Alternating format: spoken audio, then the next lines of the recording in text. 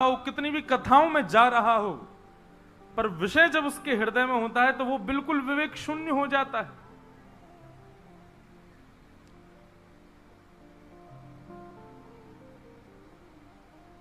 विषयों का मतलब, विषय भोगने से पाप कम लगता है, पर विषय जब सिर पर हावी होता है तो उस समय जो हम विवेक शून्य हो जाते हैं उससे पाप ज्यादा लगता है हमको। विषय हावी हो गया उस माता के भीतर, जाके उसने अपने पति का वध कर दिया, मार दिया, और बाहर आकर के सदन कसाई से कहा अब तो चलो, मैंने अपने पति को मार दिया, चलो मैं और तुम ब्याह कर लेते हैं। सदन कसाई बोला देवी ये तेने कहा किया, मैंने तो नहीं कहा था कि तुम मारो। बोले हो तुम झूठ बोलते हो, तुमने ही तो कहा था कि उसका वध कर दो तब रहूंगा। अब तुम्हारे पास एक ही रास्ता, या तो मेरे साथ रहो, नहीं तो मैं सबको बता दूंगी कि तुमने मेरे पति को मरवाया है।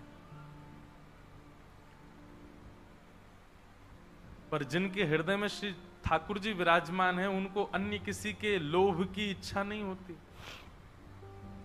उन्होंने कहा ज्यादा से ज्यादा मार दोगी मुझको और क्या, बदनामी होगी, सब होगा, लेकिन मैं अपनी स्थिति से नहीं हट सकता।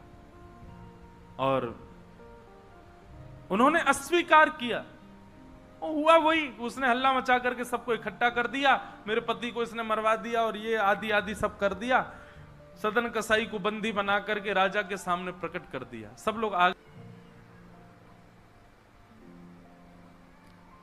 राजा के यहां उसको प्रस्तुत कर दिया, बंदी बना दिया, और बंदी बना करके कहा कि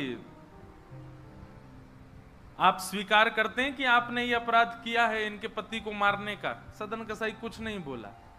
बोले क्योंकि पक्ष तो पूरा उन्हीं की तरफ जाने वाला, मैं कितना भी मना करूं, मैं सफाई क्या दूंगा, मैं कैसे प्रस्तुत करूंगा, मैं विवाद कैसे करूंगा। वैष्णव का स्वरूप होता विवाद में नहीं पड़ता।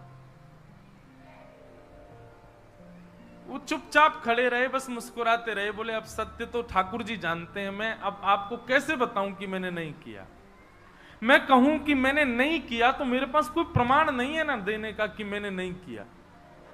और प्रमाण देने के लिए, इकट्ठा करने के लिए, इतने प्रपंच में पढ़ने के लिए मैं नहीं निकला हूं। मैं तो जगन्नाथ जी से मिलने के लिए, आपको जो दंड देना है बस मृत्यु दंड मत देना, बाकी जो दंड देना है दे दो, मुझे जगन्नाथ जी का दर्शन करना है।